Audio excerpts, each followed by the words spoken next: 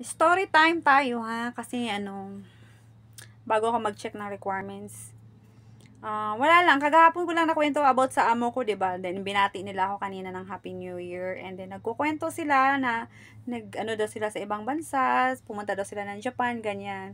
Nakakatuwa lang kahit wala na ako sa kanila, nag-o-open pa rin sila ng ganyan, and nangungumusta pa rin sila, sumabait talaga sila. Gano'n. Mga ganitong kasi alam mo yung first day ng New Year ko sa kanila, buhay pa yung alaga ko noon, yung matandang babae.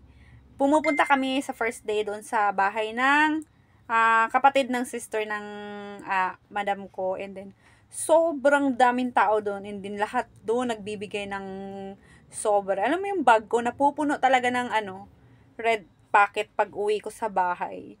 Oo, nakadami talaga ako noon. Kaya lang boring lang kasi naglalaro sila ng mga mahjong, tapos ikaw nakaupo lang hanggang gabi. Kaya pagka next na hindi na ako sumama, next na New Year, hindi na ako sumama. Namasya na lang ako. Yun nga, may mga hindi naman kasi ganun kalaki ang nilalagay nila dyan. Mga lang, yung mga amo mo lang ang mga malaki, pero yung mga ibang tao magbibigay sa'yo, 10 or 20 lang ang nilalagay nila dyan. Kahit makadami ka, hindi ganun kalaki ang nilalagay. Pero sila amo, 500 talaga yung binibigay sa akin. Yun lang. Wala lang, nakwento ko lang kasi kagabi ko lang na story yung about sa dati kong amo, 'di ba? Tapos yung kanina nga nangumusta sila.